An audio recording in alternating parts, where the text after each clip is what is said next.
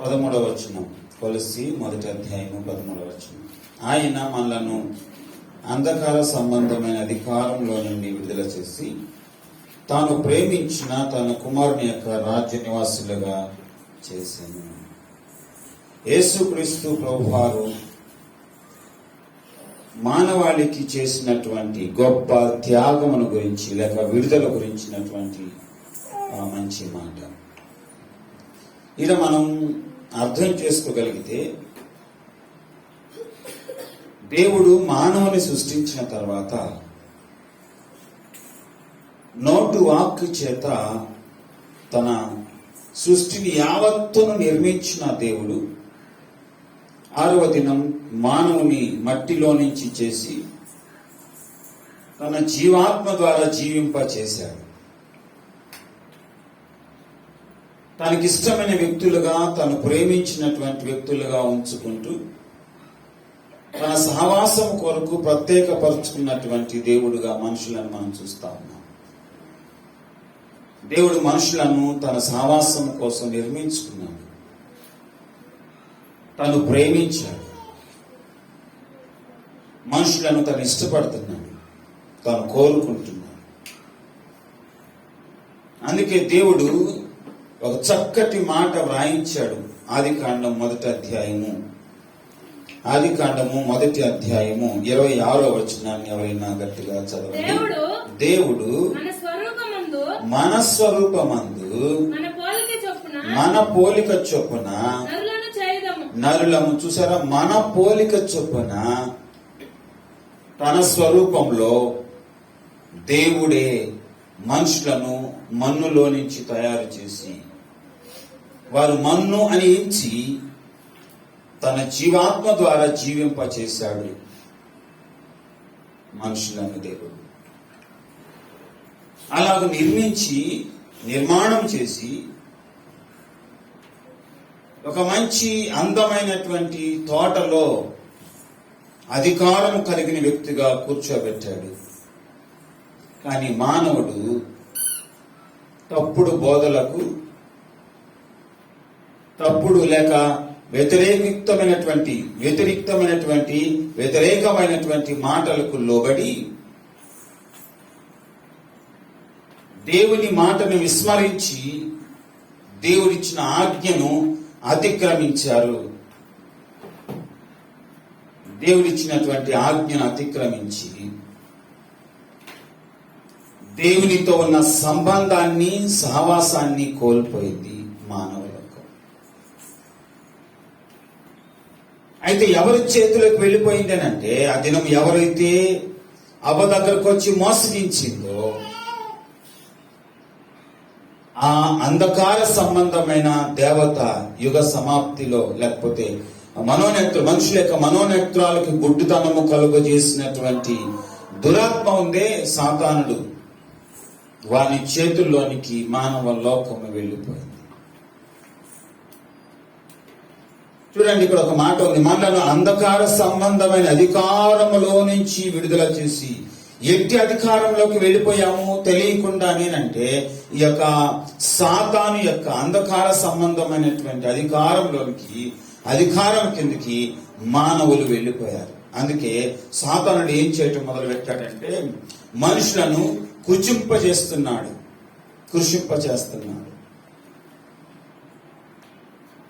వాళ్ళను మత్తుతున్నాడు, బాధ పెట్టడం ప్రారంభిస్తున్నాడు.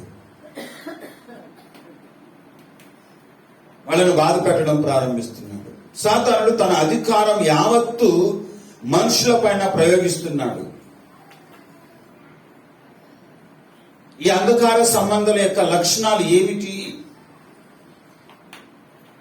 దుఃఖాన్ని కలుగజేస్తాయి, రోగాన్ని కలుగజేస్తాయి, వేదనలు కలుగజేస్తాయి, సమాధానాన్ని దొంగిలిస్తాయి, వ్యసనాలకు, పాపమునకు దాసులయ్యేటట్టుగా చేస్తుంది ఈ సాతాను యొక్క సామ్రాజ్యం. అంధకార సంబంధమైనటువంటి అధికారంలోనికి ఈ దురాత్మ మొత్తం మానవ లోకాన్ని తాను చేజిక్కించుకుని అధికారం కిందకి లోబర్చుకునింది. మనుషుల యొక్క మనస్సు మీద అధికారం, మనుషుల యొక్క శరీరములపైన అధికారం, మనుషుల మనుగడ పైన అధికారం చూపించుకుంటా ఉంది. ఒకసారి ఒక దయ్యం ఒక వ్యక్తిని పట్టుకున్నప్పుడు వెళ్ళిపో అనంటే ఆ దయ్యం అనింది, నేను ఈ బాలుని తీసుకొని వెళ్ళిపోతాను, వెళ్ళిపో అంటే అనింది. నీకు అతని శరీరం మీద అధికారం ఉండొచ్చేమో అతను ఇచ్చిన దానిని బట్టి, కానీ ఇప్పుడు ఆ వ్యక్తి ప్రభువునకు సంబంధించిన వ్యక్తి, నీకు అధికారం లేదు, వదిలిపెట్టి వెళ్ళిపోవాలి అంటే వెళ్ళిపోతాను. ఎక్కడ పట్టుకున్నావు? నేను ఫలానా చోట పట్టుకున్నాను. ఎక్కడ పట్టుకున్నావు? రోడ్డు మీద దాహం కొరకు అల్లాడుతుంటే ఈ వ్యక్తి కనిపించాడు, నేను పట్టుకున్నాను. ఏ దాహం నీకు? రక్త దాహం. చాలా వరకు మనం గమనించేది అదే. ఈ లోక సంబంధమైనటువంటి, యుగ సంబంధమైనటువంటి అంధకార శక్తులు మానవ లోకాన్ని పట్టి పీడిస్తూ ఉన్నాయి, అశాంతి పాలు చేస్తున్నాయి, సమాధానాన్ని దొంగిలిస్తున్నాయి, పాపమునకు దాసులుగా చేస్తా ఉన్నాయి. దేవుడు ఇట్టి లోకాన్ని ప్రేమిస్తూ ఉన్నాడు. చూడండి, యోహాను సువార్త 1వ అధ్యాయము 16వ వచనాన్ని చదవండి. యోహాను సువార్త 1వ అధ్యాయము 16. ఆయన పరిపూర్ణతలో నుండి మనమందరము కృప వెంబడి కృపను పొందితిమి. 16వ వచనం నాయన, 16వ వచనం. యోహాను సువార్త 16వ వచనమా? కృప వెంబడి కృపను పొందాం అంటే ఆయన చాలా ప్రేమిస్తున్నాడు, కృపను చూపిస్తున్నాడు. కృప అనగా దేనికి యోగ్యత లేదో దానికి యోగ్యతను ఇవ్వడమే. చూడండి, ఆ మొదటి 12 లేక ఏ మాట? యోహాను సువార్త 3:16లో ఒక మాట మనకు కనిపిస్తుంది. దేవుడు లోకమును కృప వెంబడి కృపను కుమరిస్తున్నాడు. ఆ కృపను బట్టి దేవుడు నిన్ను నన్ను ప్రేమిస్తున్నాడు. ఆయన ప్రేమ కృపతో కూడిన ప్రేమ. ఆ ప్రేమలో జాలి ఉంటుంది, ఆ ప్రేమలో దయ ఉంటుంది, ఆ ప్రేమలో స్వస్థత ఉంటుంది, ఆ ప్రేమలో సమాధానం ఉంటుంది, ఆ ప్రేమలో నీకు కావాల్సిన ఆదరణ ఉంటుంది, ఆ ప్రేమలో నీ గుండెలకు కావాల్సిన నిబ్బరం ఉంటుంది, ఆ ప్రేమలో నీ కన్నీళ్లు తొడవడం ఉంటుంది. ఆ ప్రేమ మనుషులకు అవసరమైన దైవికమైన ప్రేమ. లోకము చూసినట్టు ప్రేమ కాదు. మనుషులు అంధకార సంబంధమైనటువంటి ఈ యుగ సమాప్తి యొక్క లేకపోతే యుగ సంబంధమైనటువంటి దురాత్మ సాతాను యొక్క అధికారంలోనికి మనం ఉన్నాము, వెళ్ళిపోయామని ఎంచి మనను ప్రేమించిన యేసుక్రీస్తు ప్రభువారు చూడండి, అక్కడ మంచి మాట ఉంది 16వ వచనంలో. దేవుడు లోకమును ఎంతో ప్రేమించును కాగా ఆయన తన అద్వితీయ కుమారుని యందు కుమారునిగా పుట్టిన వానియందు విశ్వాసముంచును నశింపక నిత్య జీవము పొందినట్లుగా. బ్రతికుండంగానే నిత్య జీవం ఏమిటి? దేవుడు మట్టి నుంచి మనిషిని తయారు చేసి తన జీవాత్మను కుమ్మరింప చేసిన తర్వాత భూమి మీద మనుషులము మనం మట్టితో జీవిస్తూ ఉన్నప్పటికీ దైవికమైన లక్షణాలు కలిగి, దైవికమైన తలంపులతో, దైవికమైనటువంటి ఆలోచనలతో, దైవికమైనటువంటి రీతిలో దేవునితో అన్యోన్య సంబంధము, పవిత్రతను కలిగి జీవించిన మానవుడు ఎప్పుడైతే మోసానికి లోబడిపోయి దేవుని ఆజ్ఞను అతిక్రమించి పాపము చేశారో వెంటనే మానవులు అందరూ పతనానికి వెళ్ళిపోవాల్సి వచ్చింది. అయితే ఆ పతనంలో నుంచి దేవుడు తప్పించడానికి, రక్షించడానికి, విడుదలనివ్వడానికి దేవుడే అద్వితీయ కుమారుడిగా ఈ భూమి మీదకి మానవుడిగా దిగి వచ్చారు.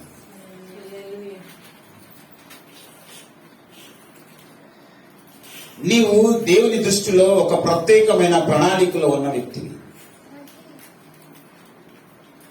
ఒకసారి నేను ఒక పుస్తకం ఇలా చదివాను. టిఎల్ ఆస్బార్న్ గారి విశిష్ట ప్రేమ పథకం అనేటువంటి ఒక పుస్తకం ఇప్పుడు దొరుకుతుందో లేదో తెలియదు, కానీ విశిష్ట ప్రేమ పథకం అనేటువంటి ఒక పుస్తకం టిఎల్ ఆస్బార్న్ గారు రాసినటువంటిది. దేవుడు నిన్ను ఎంత ప్రేమిస్తున్నాడంటే దేవుడే తన కుడి పార్శ్వమున కూర్చోవటానికి అధికారం ఇచ్చాడు. తన కుడి పార్శ్వమును కూర్చోబెట్టుకోవడానికి నిన్ను కోరుకుంటున్నాడు. అందులో ఏముందో తెలుసా? కృప వెంబడి కృప. అందులో ఏముందో తెలుసా? ప్రేమ. అందులో ఏముందో తెలుసా? తన యొక్క శిలువ త్యాగము కనిపిస్తూ ఉన్నాడు.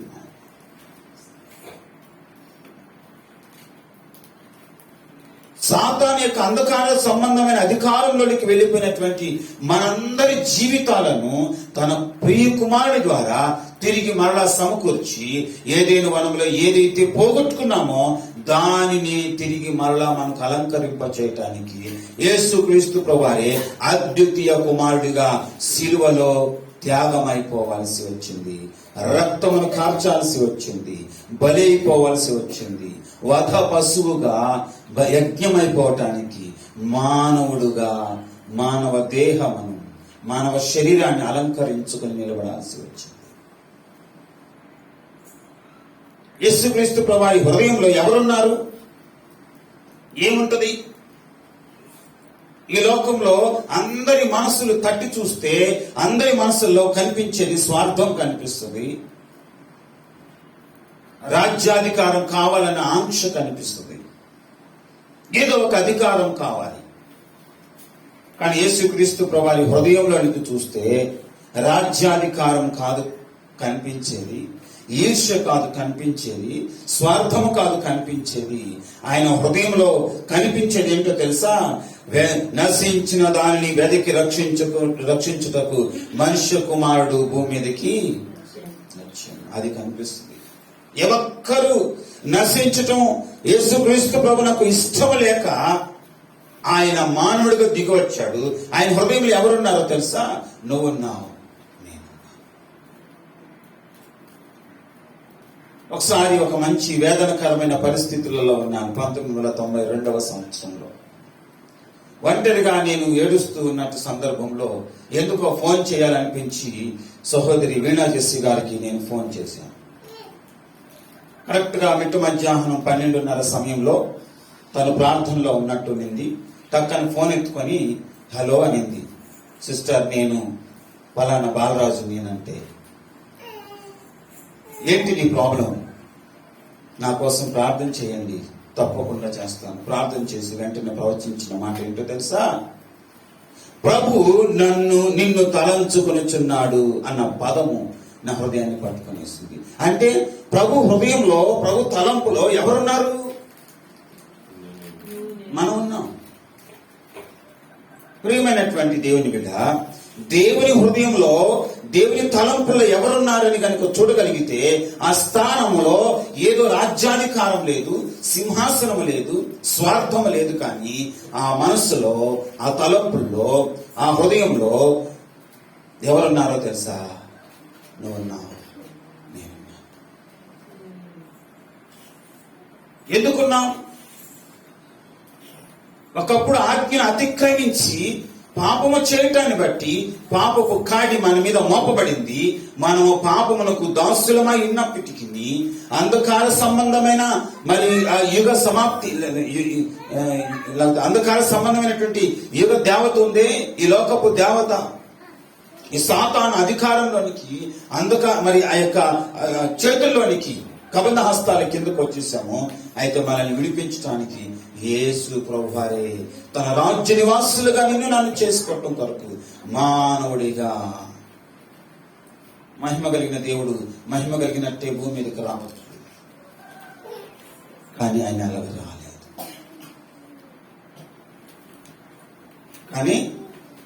ఆయన అలాగ రాలేదు. యేసు క్రీస్తు ప్రభువారు సశరీరుడుగా ఈ భూమి మీదకి మానవుడిగా దిగి వచ్చాడు. సాతాను చేతులు ఏముంటాయి? దేవుని చేతులు ఏముంది తెలిసిన? దేవుని చేతిలో సంతోషం ఉంది. ప్రభు అంటున్నాడు, యేసుక్రీస్తు ప్రభువారు తిరిగి లేపబడిన తర్వాత శిష్యుల మధ్యలోనికి వెళ్ళి, ఇదిగో నా శాంతిని మీకు అనుగ్రహించుచున్నాను, లోకం ఇచ్చినట్లుగా కాదు, నా శాంతిని ఏమన్నాడమ్మా? నా శాంతిని మీకు అనుగ్రహిస్తున్నాను. అంటే తన తలంపుల్లో ఉన్నటువంటి నీకు తన శాంతిని ఇవ్వాలని ఆశపడుతున్నాడు. కానీ అయితే ఈ యుగ సంబంధమైనటువంటి దేవత ఉందే, సాతానుడు హృదయంలో నువ్వు కూడా ఉన్నావు. కానీ వాడు ఏం చేయాలనుకున్నాడు తెలుసా? నీకు సంతోషం దూరం చేయాలి, సమాధానాన్ని దూరం చేయాలి, పరలోకాన్ని దూరం చేయాలి, నిన్ను వేదన పాలు చేయాలి, నిన్ను కన్నీటి పాలు చేయాలి, నీ గురించి అందరూ చెడుగా చెప్పుకోవాలి, నీ మీద అందరూ నిందలు వేస్తూ ఉంటే, నువ్వు కుమిలిపోతూ ఉంటే, కూలిపోతూ ఉంటే చూసి తరించాలన్నటువంటి ఆశ, ఆలోచన ఎవరిదో తెలుసా? సాతానుడిది. అయితే మనం ఎవరితో పోరాడుతున్నాం? ఎఫెసీయులకు రాసిన పత్రిక 6వ అధ్యాయం. ఎఫెసీయులకు రాసిన పత్రిక 6వ అధ్యాయము 12వ వచనం చదువుతారా? ఏలయనగా మనం పోరాడునది శరీరులతో కాదు గాని ప్రధానులతోనూ అధికారులతోనూ ప్రస్తుత అంధకార సంబంధమైన లోకనాథులతోనూ ఆకాశ మండలమందున్న దురాత్మల సమూహముతో పోరాడుతున్నాం. నువ్వు గెలవలేవు. ఈ లోకము గెలవలేక ఓడిపోతూ మరొక సహాయాన్ని తీసుకుంటున్నారు. ప్రతి ఒక్కరూ ఇలాంటి పోరాటంలోనే ఉన్నారండి. మానవులు ప్రతి ఒక్కరూ ఇలాంటి పోరాటంలోనే ఉన్నారు. కానీ ప్రియమైన దేవుని యొక్క సంఘం మాత్రము ఈ పోరాటం నుంచి భిన్నమైనటువంటి పోరాటంలో కలిగి ఉన్నారు. కారణం ఏంటంటే వారితో ఎవరు ఉంటారో తెలుసా? ప్రభు ఉంటాడు, క్రీస్తు ఉంటాడు. ఆమేన్. లోకం ఎందుకు తలవంచుతుంది, ఎందుకు ఓడిపోతుంది, ఎందుకు సాష్టాంగ పడిపోతుందో తెలిసినా వారికి సహాయము అందక లేక. అందుకే దావీదు అంటాడు, నా కొండల వైపు నేను కన్నులెత్తుచున్నాను, నాకు సహాయం ఎక్కడి నుంచి వచ్చును. దేవుని ఎరిగిన వారైతే వారి తల పైకెత్తుతారు, దేవుని సహాయాన్ని కోరుకుంటారు, దేవుని దగ్గర అర్థిస్తారు. ప్రభువా నీవు నాకు సహాయం చేయి నాయనా, నేను నీకు నీ సహాయమును కోరి ఉన్నాను, నీ సహాయం నాకు కావాలి అని అడుగుతారు. ప్రభు ఏం చేస్తాడు తెలుసా? ఆయన ఇచ్చినాడు, ఒక మంచి వాగ్దానం ఇచ్చాడు. ఆయన లోకంలో నుంచి ఆరోహణమై పోతూ పోతూ, ఇదిగో యుగ సమాప్తి వరకు నేను నీకు తోడయ్యుందును. ఆ మాటను బట్టి ప్రభు మనకు తోడుగా ఉన్నాడు. యెషయా గ్రంథంలో ఒక మాట ఉంది, దేవుని గ్రంథంలో ఒక మాట ఉంది, మొరపెట్టువానికి అనగా నిజముగా మొరపెట్టువానికి ఆయన సమీపంగా ఉన్నాడు. అంటే దీనిలో ప్రార్థన ఆలకించే దేవుడు, పేదల ప్రార్థన ఆలకించే దేవుడు, కన్నీటి ప్రార్థన ఆలకించే దేవుడు, హృదయపూర్వకంగా చేసే ప్రార్థన ఆలకించి సమాధానం ఇచ్చేటువంటి దేవుడు, సంతోషంను హృదయంలోనికి కుమ్మరించే దేవుడు, ఆరోగ్యంలో మనకి ఇచ్చే దేవుడు, ఆదరించగలిగిన దేవుడు, కన్నీళ్లను తుడవగలిగిన దేవుడు సమీపముగా ఉండేటువంటి వాడు. ఎలాగండి? సమీపంగా. ఎందుకు? నువ్వు ప్రయాణము చేయలేని పరిస్థితులలో ఆయన వైపు చూస్తే నీకు బలం ఇవ్వడానికి, ఆయన వైపు చూస్తే నీకు సహాయం చేయడానికి. ఏలియా ప్రయాణం చేస్తూ చేస్తూ చేస్తూ చేస్తూ ఒక బదిలీ వృక్షం కిందకు వచ్చి కూర్చొని మరణాపేక్ష కలిగిన వాడై ప్రార్థన చేయటం ప్రారంభిస్తున్నాడు. నేను నా జీవితంలో అలసిపోయాను ప్రభువా, ఆత్మీయ జీవితంలో అలసిపోయాను. నాతో కలిసి పోరాడడానికి, నాతో కలిసి జీవించడానికి ఆత్మీయమైనటువంటి వాతావరణం కలిగిన వారు నాకెవరు కనిపించట్లేదు. నా భక్తిని నేను కాపాడుకోలేకపోతున్నాను. నీకోసం రోషంగా నేను ఒక్కడనే ఉన్నాను అనుకుంటున్నాను. ఇప్పటికీ అలాగే అనిపిస్తుంది. నేను అలసిపోయాను ప్రభువా అని, నీవు నా ప్రాణం తీసేసుకోకూడదా అని మరణాపేక్షతో కలిగినటువంటి వ్యక్తిగా ఉన్నాడు. ఎప్పుడైతే ప్రభు వైపు చూశాడో తన ప్రయాణానికి కావలసిన సిద్ధపాటును, ఏర్పాటును, ప్రోత్సాహాన్ని, ప్రోద్బలాన్ని, సంతోషాన్ని దేవుడు తనకు మళ్ళా అనుగ్రహించాడు. ప్రియమైన వాళ్ళారా, మనం అలసిపోవచ్చు, ఒకానొక సమయంలో మనం కృంగిపోవచ్చు. దారి దిక్కు లేని స్థితులలో ఒంటరి వారంగా అనిపించవచ్చు. ఎందుకు ఏర్పడుతుందో తెలుసా? ఈ పోరాటం అలాంటి పోరాటం. నువ్వు ఎవరితో పోరాడుతున్నావు? సాతానుడితో పోరాడుతున్నావు, లోకంతో పోరాడుతున్నావు, దురాత్మలతో పోరాడుతున్నావు, యుగ సంబంధమైన దేవతలతో పోరాడుతున్నావు. ఒక్కొక్కసారి అలుపు వస్తుంది. కానీ నువ్వు ఎవరి వైపు చూడాలో తెలుసా? యేసు వైపు చూడాలి. యేసు వైపు చూడాలి. నీకు శక్తినివ్వగలిగిన వాడు ఆయన్ని, కృపనివ్వగలిగిన వాడు ఆయన్ని, ప్రేమను చూపించి పంచిపెట్టగలిగింది ఆయనే. నీ గురి, నీ గమ్యమును గుర్తు చేసి మరలా నీ పోరాటంలో నీకు సహాయం చేసి 1000 రెట్లు శక్తినివ్వగలిగినటువంటి వాడు కూడా ఆయన. నువ్వు ఒకసారి అనుకుంటావు, నేను పడిపోతున్నాను, పాపంలో పడిపోతున్నాను, తలపులో పడిపోతున్నాను, ఆలోచనలో పడిపోతున్నాను, మాటల్లో పడిపోతున్నాను, మొత్తంలో నేను ఒక్కోసారి నా ఆత్మీయ జీవితంలో పడిపోతున్నాను, నేను దేవుడు కోరుకున్నట్టుగా నేను ఉండలేకపోతున్నాను అని నీ ఆత్మీయ జీవితం గురించి నువ్వు ఇచ్చే సాక్ష్యం కావచ్చు. కానీ దేవుని పరిశుద్ధ గ్రంథం అంటుంది, నీతిమంతుడంట 7 సార్లు పడిపోయినాను తిరిగి పైకి లేస్తాడు. దీని గురించి చాలా మంది బైబిల్ పండితులు చిన్న ఉదాహరణ కూడా చెప్తారు. గొర్రెకి పందికి మధ్య తేడా. బురద కనిపించగానే పంది ఏం చేస్తుంది? పరిగెత్తుకుంటూ వెళుతుంది. దాన్ని ఎంజాయ్ చేస్తుంది. దాని వాసన దానికి అక్కర్లేదు, ఆ మురికి అక్కర్లేదు, వేరే వాళ్ళు వాడి వదిలినటువంటి నీళ్ళని కూడా తనకు అక్కర్లేదు, స్థితిగతులు తనకు అక్కర్లేదు, పరిస్థితులు తనకు అక్కర్లేదు, దానికి ఏమైనా తనకు అక్కర్లేదు. తనకు మురుగు దొరికింది, హ్యాపీగా ఎంజాయ్ చేద్దామని చేస్తూ ఉంటుంది. కానీ గొర్రె అలా కాదు. చెమ్మ తగలంగానే చౌక్కమని పైకి లేస్తుంది, ఎదిరించుకుని వెళ్ళిపోతుంది. నీతిమంతుడు కూడా ఎప్పుడు ఇలాగే ఉంటాడు. పొరపాట్లు జరగవని కాదు, పడని కాదు, కానీ పొరపాట్లు జరగడానికి అవకాశం ఉన్న లోకంలో ఉన్నాము. కానీ నీతిమంతుడు పడిపోయిన పందిలాగా ఉండడు, గొర్రెలాగా ఎదిరించుకుంటాడు. కానీ నీ ఆత్మీయ జీవితంలో, నీ పోరాటంలో నీ స్థితి ఎలాగుంది? కుక్క వాంతికి తిరిగి మరలా తింటది, సంతోషిస్తూ నాలుక ముందర జారేసుకుంటూ పరిగెత్తుకుంటూ వెళ్ళిపోతుంది. నీ ఆత్మీయ జీవితంలో నీ పవిత్రమైన జీవితాన్ని నువ్వు ఎలా కొనసాగించుకోవాలనుకుంటున్నావు? వద్దనుకున్న పాపం వైపు వెళ్ళిపోతున్నావా? కాదనుకున్న పాపాన్ని ప్రేమిస్తున్నావా? అంటే దాని అర్థం ఏంటో తెలుసా? ఇంకా నువ్వు ఎవరి అధికారంలోకి వెళ్ళిపోతున్నావు ఇష్టపడి తెలుసా? అంధకార సంబంధమైన అధికారం కిందకి నిన్ను నీవు అప్పగించుకుంటున్నావు. ఇలా నేను ఒక విషయం మీతో మంచిగా చెప్తాను. ఒక విశ్వాసి, యేసుని అంగీకరించిన వ్యక్తి, ఒక విశ్వాసి, ప్రభుని కలిగిన వ్యక్తి, దేవునితో సహవాసం కలిగిన వ్యక్తి ఇష్టపడి పాపం చెయ్యలేడు. నా మాట అర్థమవుతుంది? ఇష్టపడి పాపము చేయలేడు.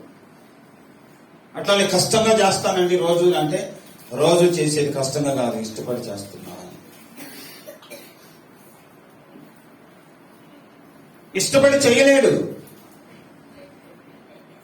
ఒకవేళ చెయ్యదలుచుకుంటే పరిశుద్ధాత్మ దేవుడు పోరాటం ప్రారంభిస్తాడు. నువ్వు మాట్లాడాలనుకుంటున్నది ఏంటి? నువ్వు చెయ్యాలనుకుంటున్నది ఏంటి? నువ్వు వెళుతున్న మార్గం ఏమిటి?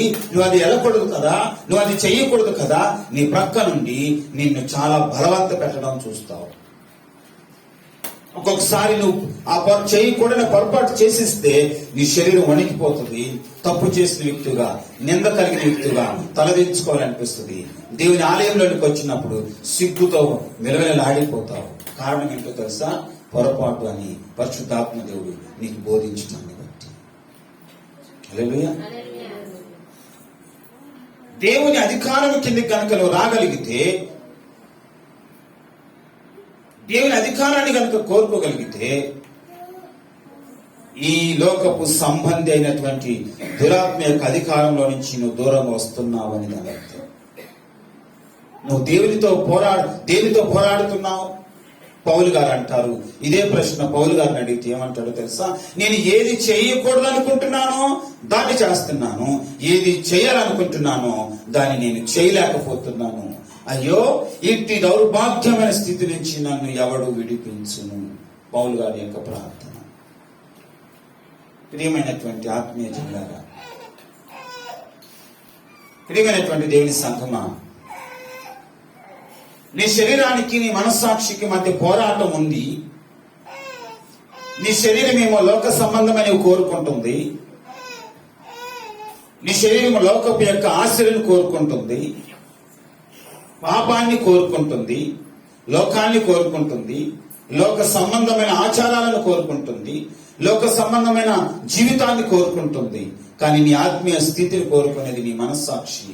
నీ మనస్సాక్షిని నువ్వు మరీ ఎక్కువగా చూద్దాం రండి. హెబ్రీయులకు రాసిన పత్రిక, హెబ్రీయులకు రాసిన పత్రిక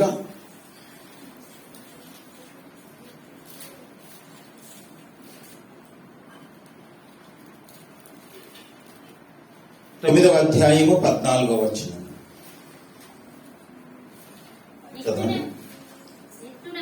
నిత్యుడగు ఆత్మ ద్వారా తన్ను తాను దేవునికి నిర్దోషినిగా అర్పించుకున్న క్రీస్తు యొక్క రక్తము నిర్జీవ క్రియలను విడిచి జీవము గల దేవుణ్ణి సేవించుటకు మీ మనస్సాక్షిని ఎంతో ఎక్కువగా శుద్ధి చేయను. నాకు ఈ మాట చాలా ప్రోత్సాహకరంగా ఉంటుంది. నిర్జీవమైన క్రియలు అంటే ఏంటి? జీవము లేని క్రియలు ఏంటవి?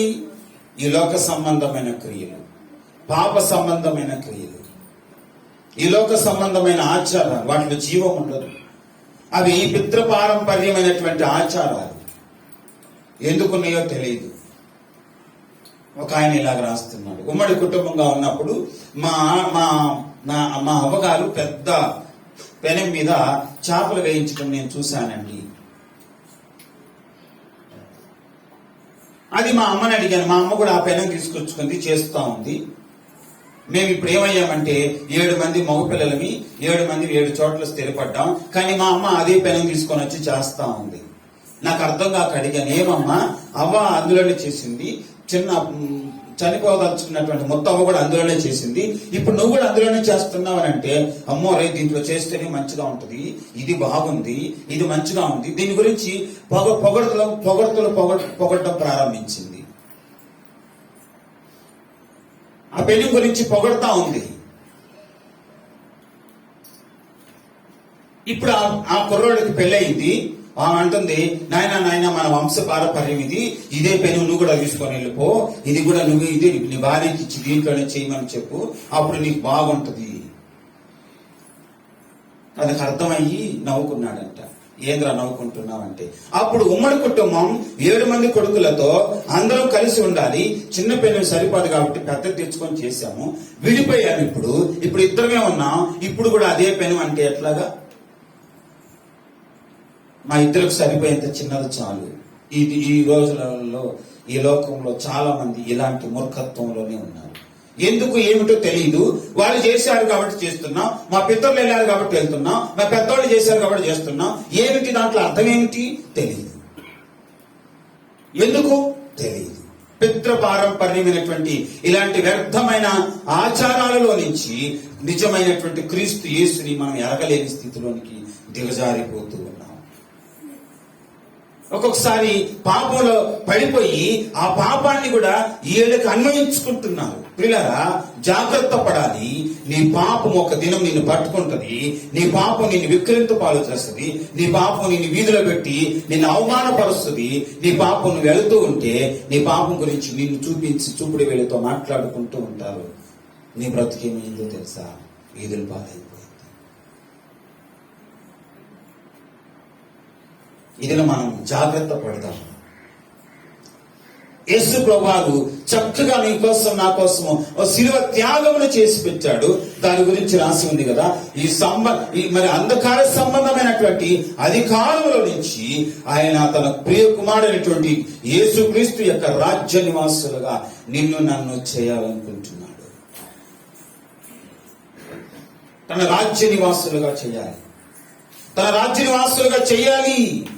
నిన్ను చేయడానికి ఇష్టపడుతున్నాడు. ఒకప్పుడు నువ్వు పాపంలో ఒప్పుకున్నావు, పవిత్రమైన జీవితాన్ని జీవించాలని ఆశపడ్డావు. అయితే నీ పరుగు ప్రయాణంలో నీ స్థితి ఏమిటి?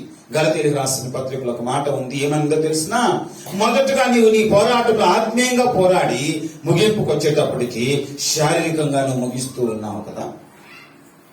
ప్రారంభమేమో మంచిగా ఉజ్జీవంగా ప్రారంభించి ఈ దినం జనులు ఎలాగైపోతున్నారంటే శరీరమునకు ఆస్పాదము చేసుకొని శరీరమునకు లోబడి వాళ్ళని వాళ్ళే భ్రష్టత్వానికి అప్పగించుకుంటున్నారు. ప్రియమైన వాళ్ళరా, దేవుడు ఒకగానొక సమయంలో తీర్పు తీర్చినప్పుడు నీ స్థితి ఏమవుతుందో ఆలోచన చేసుకోవటానికి ప్రయత్నించు. దేవుడు మౌనంగా ఉండడు, దేవుడు చూసి చూడనట్టు ఉండడు. మోసపోకుడి, దేవుడు విక్రించబడడు. మనుషుడు ఏం విత్తినో ఆ పంటనే కోయను. ఎవరు చూడట్లేదు అనుకోబాకు, ఎవరికి తెలియదు అనుకోబాకు, ఎవరికి అక్కర్లేదు. నీ హృదయానికి తెలియదా? నీ హృదయాన్ని కప్పిపుచ్చుకొని చేయగలుగుతున్నావా? దానికంటే మించినటువంటి సాక్షిని వేరే ఏమి అక్కర్లేదు. ప్రభు అంటున్నాడు, యేసు యొక్క రక్తము నిర్జీవమైన క్రియల నుంచి నిన్ను తప్పించి నీ మనస్సాక్షిని మరి ఎక్కువగా శుద్ధి చేయుటకు సరిపోయినటువంటిది యేసు యొక్క రక్తం. హల్లెలూయా. నీ పరిశుద్ధ జీవితంలో నీకు ప్రాముఖ్యమైనటువంటిది, అవసరమైనటువంటిది, ద మోస్ట్ ఇంపార్టెంట్ థింగ్ ఏంటో తెలుసా? The blood of Jesus Christ, యేసు క్రీస్తు యొక్క రక్తం. యేసు రక్తము ప్రతి పాపమును కడుగుతుంది. యేసు రక్తం ప్రతి దోషాన్ని కడుగుతుంది. యేసు రక్తం నీ జీవితాన్ని మారుస్తుంది. యేసు రక్తము నీ దిశను నిర్దేశిని శుద్ధి చేయగలదు. అంతటి శక్తివంతమైనది. కొంతమంది పరిస్థితి ఎలాగుందంటే, ఏమి మాట్లాడుతున్నారో పొరపాటుని అర్థమై కూడా సమర్థించుకుని నేను మాట్లాడింది కరెక్టే కదా నాయనా అని అనుకుంటున్నారు. ప్రతిదీ తూకం వేస్తున్నాడు దేవుడు. చూడండి, నువ్వేం మాట్లాడుతున్నావో, ఎవరి గురించి మాట్లాడుతున్నావో, ఏమి మాట్లాడుతున్నావో, ఎలా మాట్లాడుతున్నావో, నీ ప్రతి దాన్ని కూడా దేవుడు తూకం వేస్తున్నాడు. పరిశుద్ధతను కాపాడుకోవటంలో నీ పాత్ర ఎంతవరకు ఉంది? దేవునితో ఎలా గడుపుతున్నావు? దేవునితో నువ్వు ఎలా గడుపుతున్నావు? కొంతమంది, ఒక అతను నా దగ్గరకు వచ్చాడు.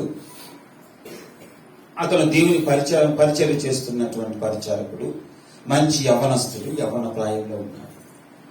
అన్న, నేను కూడా మరి పరిచయం చేస్తున్నాను. వెరీ గుడ్, మంచిది. కూర్చున్నాడు నా దగ్గర, నాతో మాట్లాడదామని మాట్లాడతాను.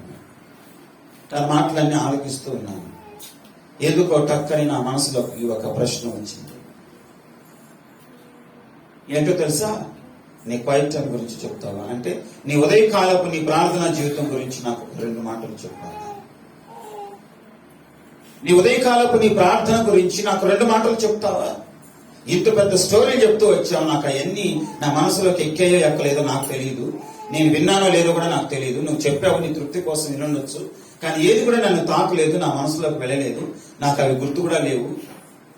కానీ ఇప్పుడు నేను వేస్తున్న ప్రశ్న నీకు అర్థమైందో లేదో, నీ ఉదయకాలపు ప్రార్థన గురించి ఒక 2 మాటలు నాతో చెప్పు. దేనికి నువ్వు ప్రాధాన్యత, దేనికి నువ్వు ప్రాముఖ్యతనిస్తూ ఉన్నావు? దేవునికి, జీవము గల దేవునికి ప్రాధాన్యత, ప్రాముఖ్యత ఇస్తే నీ జీవితంలో శ్రేష్టమైన వాటిని సంపాదించుకుంటావు. పరిశుద్ధ గ్రంథం ఎలాగ సెలవిస్తుంది? రండి, యెషయా గ్రంథం 1వ అధ్యాయము. యెషయా గ్రంథము 1వ అధ్యాయము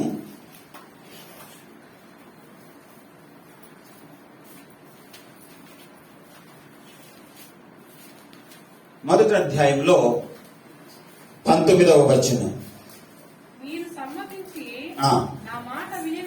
నా మాట విని ఎడల మీరు, ఆ మాటలు మీకు వీలైతే అండర్లైన్ చేసుకోవడానికి ప్రయత్నించండి. మీరు భూమి యొక్క మంచి పదార్థములను అనుభవింతురు, సమ్మతింపక తిరగబడితే నిశ్చయముగా ఖడ్గము పాలవుతారు. సమ్మతించి దేవునికి లోబడ్డం, దేవునికి విధేయత చూపిస్తే అంటే అర్థమేమని? నీ ప్రారంభం దేవునితో ప్రారంభిస్తే ఆ దినము శ్రేష్టమైనదిగా దేవుడు నీకు భోజనాలతో సిద్ధపరుస్తాడు. లేదా నా మాటలు మీకు అర్థమవుతున్నాయి అనుకుంటున్నాను. దేవునితో నీ ప్రారంభం ఎలాగుంది? ఒకసారి పతనం అయిపోతే తిరిగి సరి చేసుకోవటం కష్టం అండి. విశ్వాసులైన వారితో నేను మాట్లాడుతున్నాను ఈ టైంలో.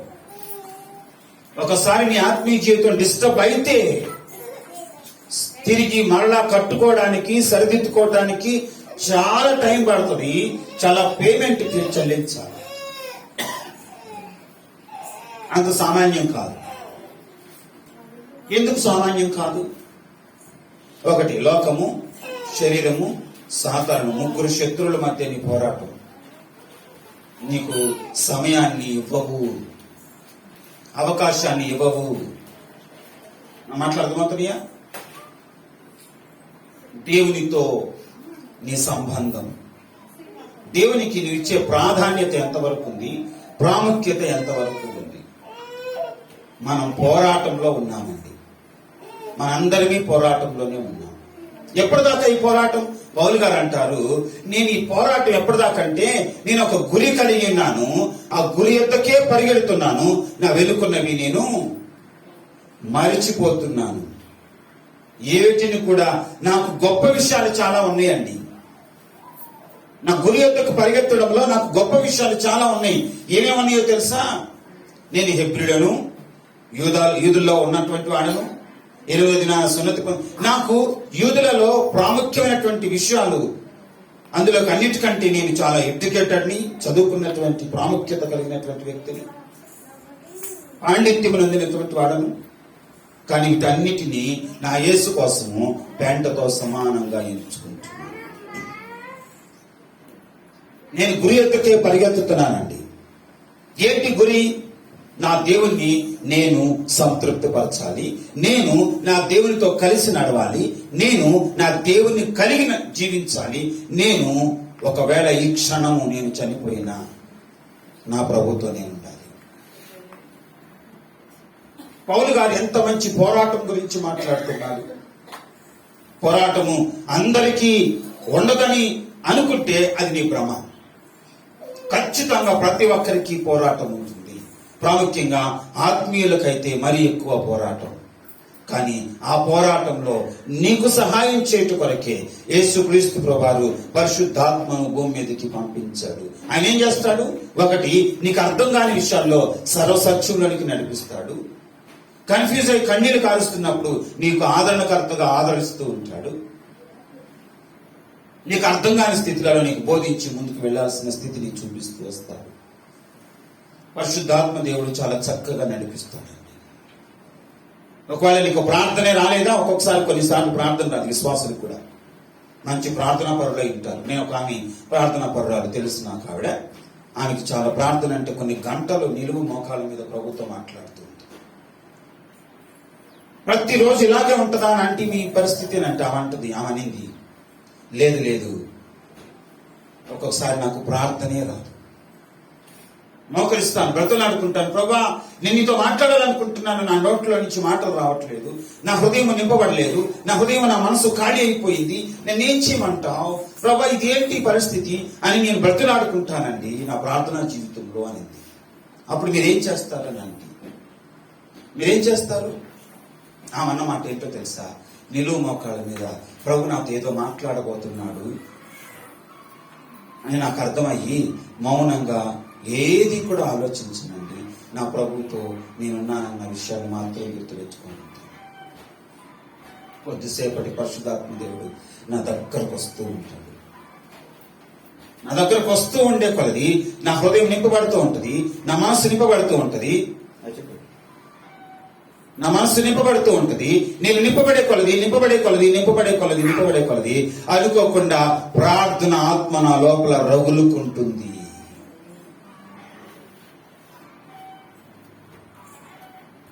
ఈ అనుభవం అసలు నీకుందా? దేవునితో నీ అనుభవం ఇలాగే ఉందా?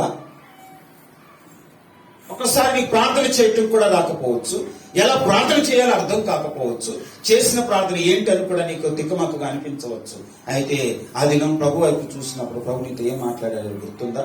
అసలు కొన్ని మాట్లాడేటట్టు నీ వైఖరి ఉందా? అసలు ఆయన మాట్లాడిస్తున్నావా? ఆయన అంటున్నాడు కదా, క్రీస్తు యొక్క రక్తము నీ మనస్సాక్షిని మరి ఎక్కువగా శుద్ధి చేస్తుంది. ఎందుకు శుద్ధి చేయాలి? What's the need for the cleans more and more? మరి ఎక్కువగా ఎందుకు శుద్ధి చేయబడాలి? ఎందుకు శుద్ధి చేయబడాలో తెలుసా? యేసుక్రీస్తు ప్రభు వారు కూడా సేమ్ ఇదే కలిగి ఉన్నాడు. ఏంటి? ఆయన కొండ మీద ప్రార్థనకి వెళ్ళేటప్పుడు ముగ్గురిని తీసుకుని వెళ్ళి కూర్చోబెట్టి ఆయన ఏం చేశాడో తెలుసా? రూపాంతరము చెందడం ప్రారంభించాడు. It is a transformation. అది మరి ఎక్కువగా రూపాంతరత చెంద, అది ఎక్కువగా హృదయం శుద్ధి చేయబడ్డం, అది ఎక్కువగా నీ మనస్సాక్షి శుద్ధి చేయబడ్డం. అంటే అర్థం ఏంటంటే you are transform into the likeness of Jesus Christ. యేసుక్రీస్తు ప్రభు యొక్క రూపంలోనికి నీవు మార్చబడటం, అది రూపాంతరత. దేవునికి అవకాశం ఇస్తే ప్రభు ఆ పని చేస్తాడు. పవిత్రమైన జీవితం జీవించడానికి కష్టమని అనుకుంటున్నారా? పరిశుద్ధమైన జీవితాన్ని జీవించడం కష్టమని అనుకుంటున్నారా? నేను అబద్ధం చెప్పకుండా ఉండలేకపోతున్నానండి, మోసం చేయకుండా ఉండలేకపోతున్నానండి, లేకపోతే నేను వ్యభిచరించకుండా ఉండలేకపోతున్నానండి, నేను చీటి ప్యాక్లు ఆడకుండా ఉండలేకపోతున్నానండి, నేను హంసేసుకోకుండా ఉండలేకపోతున్నానండి, నేను ఏదో త్రాగకుండా ఉండలేకపోతున్నానండి. ఇవన్నీ నీవు చేయటానికి సమర్థించుకుంటున్న మాటలే తప్ప నిజమైనటువంటివి కానే కాదు. కావాలి అని అనుకుంటే నా మాటలు అబద్ధమని మీరు నిరూపించాలి. నేను అప్పుడు చెప్తాను. నీ హృదయాన్ని పరీక్షించి చూడండి. నువ్వు అబద్ధం చెప్తున్నావని నీతో మాట్లాడట్లేదా? మరి నేను మంచిగా జీవించాను ఎలాగా? ప్రభుని అడగగలిగితే ప్రభు నిరూపిస్తాడు, ప్రభు సహాయం చేస్తాడు. ఒకనొక సమయంలో ఒక ఆమె ఇట్లాగా నేను చదివినటువంటి ఒక పుస్తకంలో ఉంది. ఒక అమ్మాయి మంచి పడిచి యవనస్తురాలు ఒక రాత్రి ప్రార్థన చూసుకొని మధ్యరాత్రిలో నడుచుకుంటూ వస్తా ఉంది. బహుశా 1-1:30 సమయం అనుకుంటాను. ఆమె గురించి తన సాక్ష్యంలో చెప్పినటువంటి మాట తెలుగులో ఉంది. కారు చీకట్లో కాంతి రేఖ అనేటువంటి ఒక పుస్తకం. అది నేను చాలా 25 సంవత్సరాల క్రితం చదివినటువంటి పుస్తకం. ఇప్పట్లో ఎలాగో ఆ ప్రింట్ వస్తుందో లేదో కూడా తెలియదు. దాంట్లో ఆమె ఈ 1:30 సమయంలో వస్తూ ఉంది. దొండగులు అందరూ చేరారు. ఆమెను ఏదో పాడు చేయాలని ప్రయత్నిస్తూ ఉన్నారు. ఆమె అనింది ఒక మాట, అయ్యలారా, నా శరీరాన్ని మీరు పాడు చేయడానికి నేను ఇస్తాను. మీరు ఇష్టం వచ్చినట్టు పాడు చేయొచ్చు, కానీ ఒక 5 నిమిషాలు నా కోసం వదలండి. ఒక 5 నిమిషాలు నాకు ఇవ్వండి. వీళ్ళందరూ పక్క ఇకలతో నవ్వుకుంటూ, శరీరమే ఇంతమందికి ఇచ్చేసేటప్పుడు 5 నిమిషాలు అడిగితే ఏముంది, పో 5 నిమిషాలే కదా, నో ప్రాబ్లం. దేనికి ఏం చేస్తావు? ఫోన్ ల్యాండ్ నుంచి వస్తాయి అప్పట్లో. ఏం చేస్తావు? అరుపులు ఏరుస్తావా? కేకలు పెడతావా? పరిగెత్తుకుంటూ పోతావా? ఆమెనింది, నేను అవేవి చెయ్యను, మీతోనే ఉంటా, మీ మధ్యలోనే ఉంటా, ఒక 5 నిమిషాలు మాత్రం టైం ఇవ్వండి, సరే తీసుకో.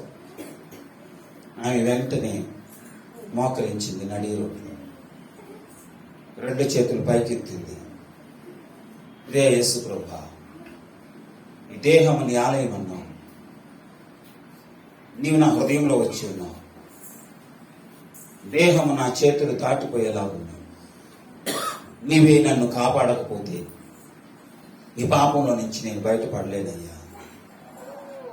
5 నిమిషాల్లో తన ప్రార్థన ముగించి కళ్ళు తెరిచేటప్పటికి ఆ చుట్టుపక్కల ఎవరు లేరు.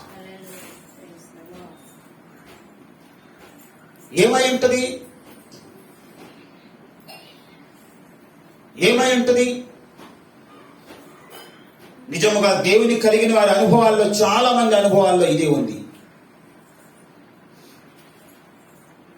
నాకు తెలిసినటువంటి ఒక ఆవిడ విషయంలో కూడా చెప్తాను. నేను ఆమెతో మాట్లాడుతూ వచ్చాను. ఆమె మీ అందరికీ తెలిసే ఉంటుందేమో. ఒకప్పుడు ఎలిజబెత్ అమ్మ అని గవర్నమెంట్ హాస్పిటల్లో హెడ్ నర్సుగా పనిచేసిన ఆవిడ. ఒకసారి అన్నం తింటూ నా పక్కన వచ్చి నాకు నోట్లో ముద్ద పెట్టి, నేను చూస్తే సంతోషం నాయన అని అంటూ నా మీద భుజం మీద చెయ్యేసి నాకు నోట్లో ముద్దలు పెడుతూ అన్నప్పుడు నేను అన్నాను, మీ యవ్వన జీవితాన్ని మీరు ఎలా కాపాడుకున్నారా అంటే? మీ యవ్వన జీవితాన్ని ఎలా కాపాడుకోగలిగారు? పెళ్లి లేకుండా ఎలా ఉండగలుగుతున్నారు? అప్పటికి ఆమె రిటైర్మెంట్ స్టేజ్ ఎలాగో దాటి వచ్చేసారు 8 సంవత్సరాలు. శరీరపు శోధనలు రాలేదా? పోరాటం లేదా? ఎలాగా అని అంటే అవనింది, ఒకసారి నేను నా ప్రభుకు అప్పగించుకున్న తర్వాత ప్రభుకి చేసిన శరీరాన్ని తిరిగి మళ్ళీ లాక్కోవాలని ఎప్పుడు ప్రయత్నం చేయలేదు. అందుకే ఒకసారి ఒక శోధన, ఒంగోలులో తను హెడ్ నర్స్ గా పనిచేస్తున్నప్పుడు ఒక 3 తాగుబోతులు వెళ్ళి ఆమెను పాడు చేద్దామని ఆమె ఇంట్లోనికి వెళ్ళారు. ఈమె తలస్నానం చేసుకున్నప్పుడు బాత్రూంలో నుంచి బయటకు వచ్చి తల ఆరబెట్టుకుంటూ ఉంది. ఈ తాగుబోతులు 2 బయట, ఇంటి బయట కాపలా ఉన్నారు. ఒకడు లోపలికి వెళ్ళాడు. నా మాటలు ఆలకిస్తున్నారా? ఒకడు లోపలికి వెళ్ళారు. వాళ్ళ ప్లాను ఇది ఏంటి? పాడు చేద్దామని. ఆమె ఎక్కువ ప్రార్థనలో ఉండేటువంటి ఆవిడ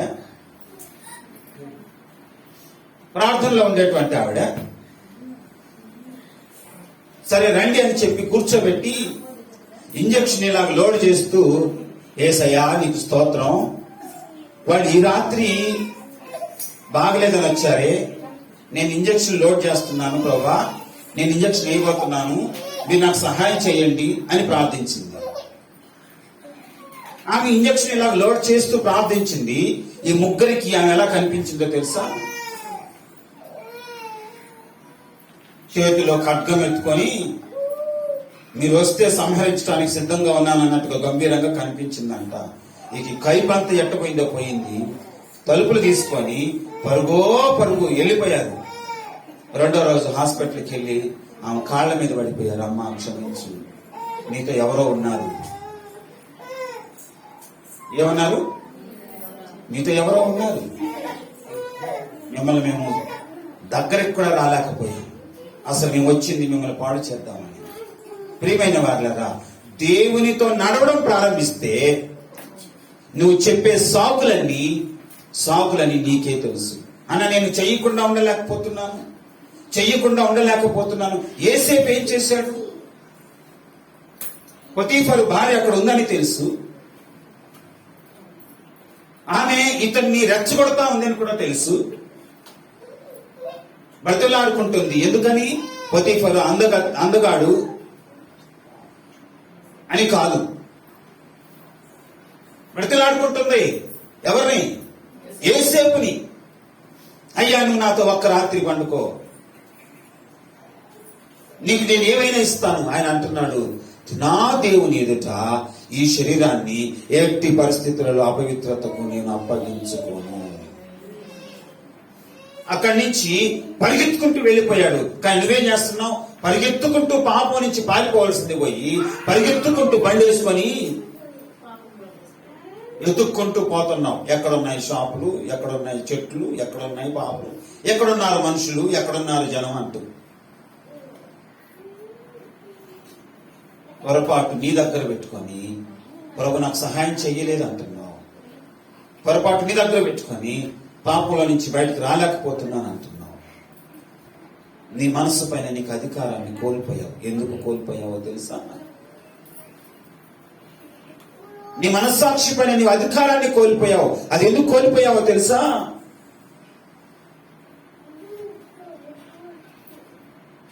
అంధకార సంబంధమైనటువంటి దేవతల చేతులకి తెలియకుండా జారి నిన్ను అప్పగించుకున్నావు. ఉదయకాలం ప్రాముఖ్యంగా దేవునికి ఇవ్వాల్సిన స్థానాన్ని ఇవ్వడం మరిచిపోయావు. దేవునితో నీ సాంగత్యము తెగిపోయింది. అందుకే లోకము నీ కంటికి పెద్దగా కనిపిస్తుంది. చాలా మంది ఎందుకు భ్రష్టత్వానికి అప్పగించుకుంటున్నారు? రహస్య పాపాలకు అప్పగించుకుంటున్నారు. రహస్య పాపాల్లో పడిపోతున్నారు. కారణం ఏంటో తెలుసా? వారి వ్యక్తిగత జీవితంలో ప్రార్థనను కోల్పోయారు. శరీరాన్ని నలగొట్టుకోవాల్సింది పోయి, మనసును నలగొట్టుకోవాల్సింది పోయి, దేవునితో వాళ్ళ సంబంధాన్ని పెంచుకోవాల్సింది పోయి నిద్రావస్థలోకి వెళ్ళిపోయారు. అందుకే ప్రభు అంటున్నాడు, మెలకువగా ఉండి ప్రార్థన చేయండి. మెలకువగా ఉండడం అంటే రాత్రులు కూడా నిద్ర మానేసి చేయమని కాదు దాని అర్థం. అది కాదు దాని అర్థం. జాగ్రత్త కలిగి ప్రార్థనా జీవితాన్ని కట్టుకోమని. ప్రార్థించాల్సిన సమయంలో ప్రార్థించలేకపోతే జరగాల్సిన సమయంలో జరిగిపోతాయి. ఆ క్షణం నువ్వు ప్రార్థించిన ఫలితము. ప్రభు ఒకే మాట చెప్పాడు, ఇప్పుడు దాకా 3 సార్లు బ్రతలాడుకున్నాను ప్రార్థించేయమని, చేయలేకపోయారు. జరగాల్సినవి జరిగిపోతున్నాయి, రావాల్సిన వచ్చేసాడు, ఇక మీరు వెళ్ళిపోండి, ఇక పోయి నిద్రపోండి అన్నాడా? లేదా? ఇక మీరు నిద్రపోండి, ఇక మీరు ప్రార్థన చేసిన ప్రయోజనం లేదు. బంట్రాతులు రానే వచ్చారు, బందీ చేయనే చేశారు, వెళ్ళిపోతూ ఉంటే వీళ్ళ జీవితాల్లో నిరుత్సాహం నిరాశ మిగిలిపోయారు. ప్రియమైనటువంటి తమ్ముడు, చెల్లి, అయ్యా, అమ్మ, ఎన్నిసార్లు నువ్వు ఈ నిరాశ జీవితానికి అలవాటు పడిపోయావు? ఎన్నిసార్లు నిరాశను చూసావు నీ జీవితంలో? ఎన్నిసార్లు నిరాశ నీకు పరిచయం అయింది? అయితే ఒక్క దినమైనా ఆ నిరాశను విడిచిపెట్టి క్రీస్తు వైపు తిరగాలని, దేవుని రాజ్యపు వారసులుగా మార్చబడాలని, దేవుని తట్టు రావాలని, దేవునితో నింపబడాలని నీవు ఎప్పుడు అనుకోలేదా? సరిదిద్దుకోవటానికి ఇష్టం లేదు, సరిదిద్దుకోవటానికి ప్రయత్నించు.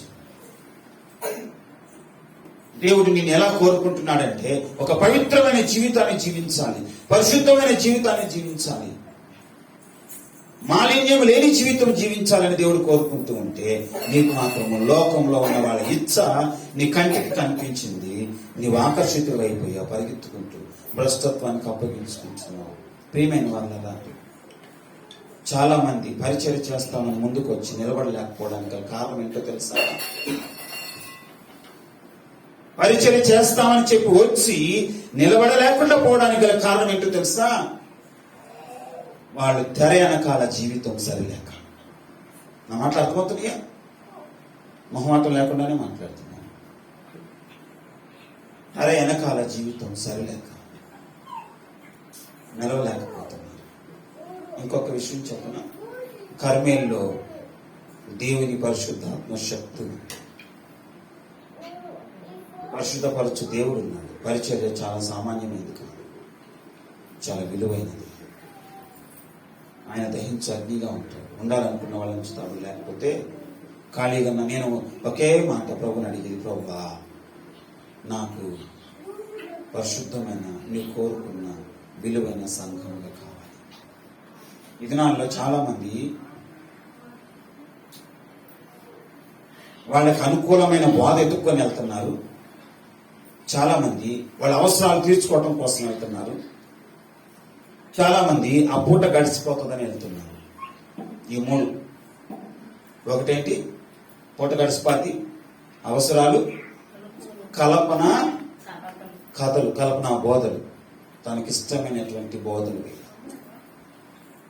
ఈ 3 మీద నిలబెట్టుకుంటున్నారు. ఈ 3 మీద ఆత్మీయ జీవితాన్ని కట్టుకుంటే నిలవలేవు.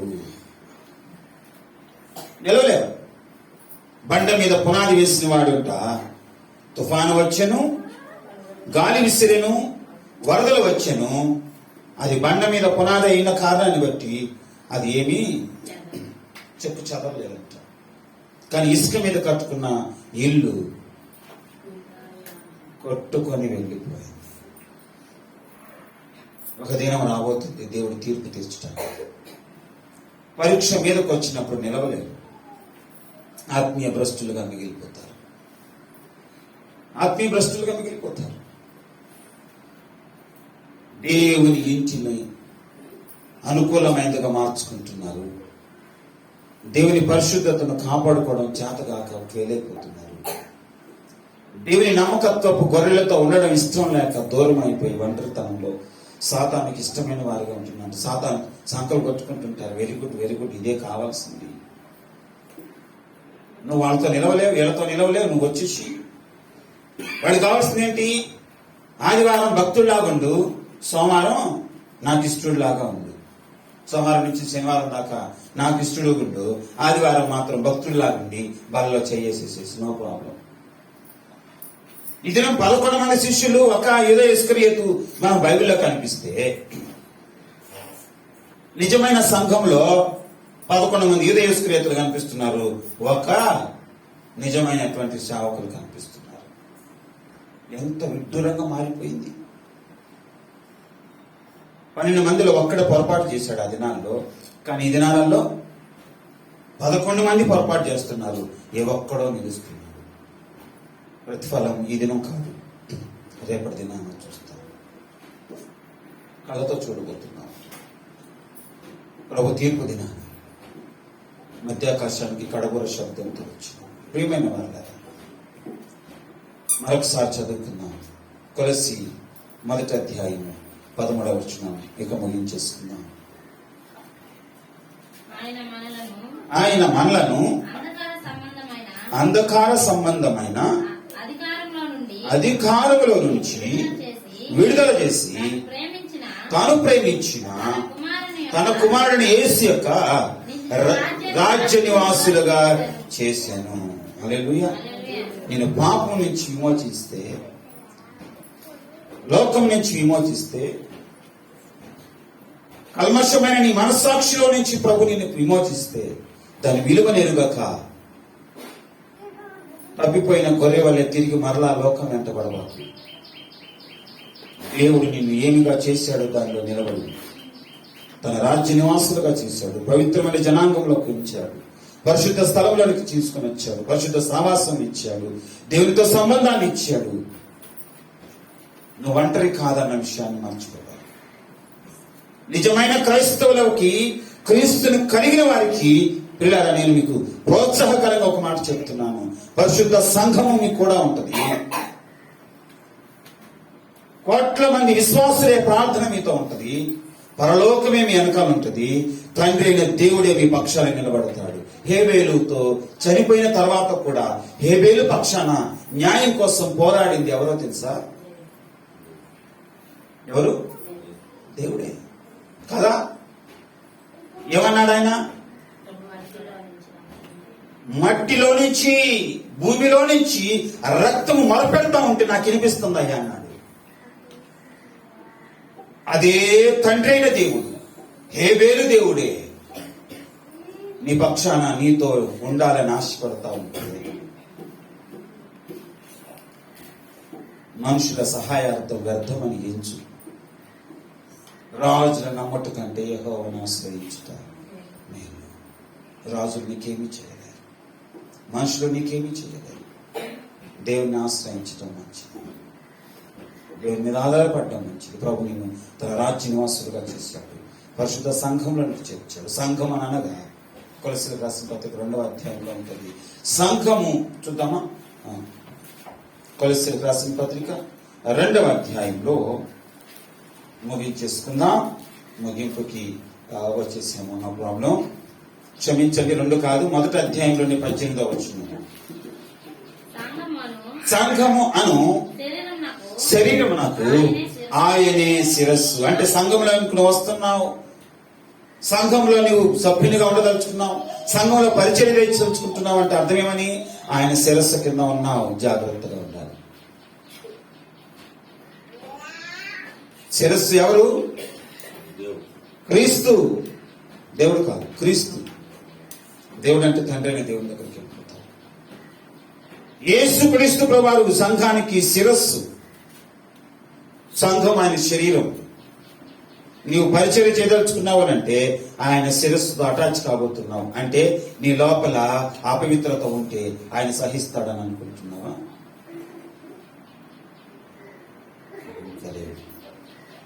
పరిశుద్ధతలో ఆయనను మించిన వారు లేరు, ఆయనకు సాటి అయిన వారు లేరు.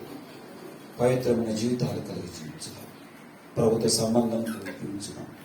దేవుడు మనను ఇట్టి అంధకార సంబంధమైనటువంటి వాటిలో నుంచి విమోచించి విడుదలనిచ్చి తన రక్తంతో మనను కొని తన రాజ్య నివాసులుగా చేసి సంఘంలో సభ్యత్వాన్ని ఇచ్చాడు దేవుడు.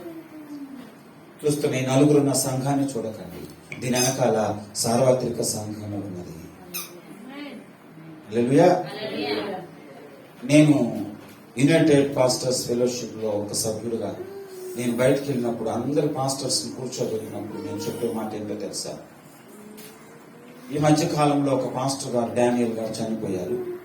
అక్కడ కూడా నేను అన్నమాట, ఒక పాస్టర్ ఒక సంఘంతో సమానం. 10 మంది పాస్టర్లు వచ్చారు అంటే దాని అర్థం ఏమని? 10 సంఘాలు వచ్చున్నాయి ఈ వ్యక్తిని సపోర్ట్ చేయటానికి. అంటే 10 సంఘాలు అని అంటే అర్థమేమని? సార్వత్రిక సంఘము అంటే ఎవరు? క్రీస్తు శరీరం, సంపూర్ణమైన శరీరం అది. ఇప్పుడు మనం క్రీస్తు శరీరంలో ఒక పార్ట్ మాత్రమే. సంఘంలో చిన్నది పెద్దది ఉండదు, తెలుసా మీకు? మనం కంటికి కనిపించిన దాన్ని బట్టి లెక్కలు వేసుకుంటుంటాం మనం. కానీ సంఘంలో చిన్నది పెద్దది లేదు, బైబిల్ ఎక్కడా లేదు. కావాలంటే చూపించాలి. మీరు ఎవరన్నా చూపించారంటే చిన్నది పెద్దదని. చిన్న మంద భయపడకుండా అన్నాడని అది ఒకటి చూపించారు. అది సంఘాన్ని, సార్వత్రిక సంఘాన్ని ఉపయోగించుకొని చూపెడతాను.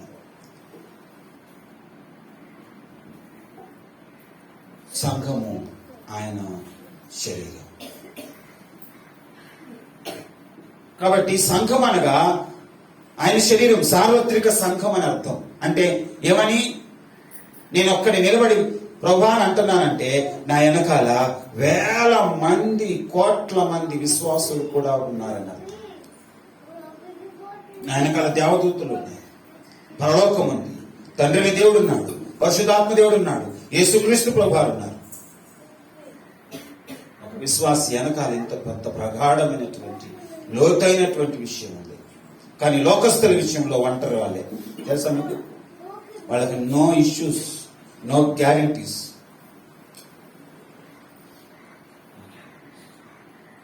మనము క్రీస్తును కలిగి శాశ్వతముగా ఆయన కృపను అనుభవిస్తూ ఆయన రాజ్య నివాసంలో స్థిరపడి బ్రతుకుతున్నది.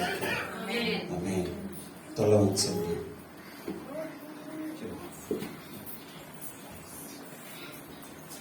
తల వంచండి.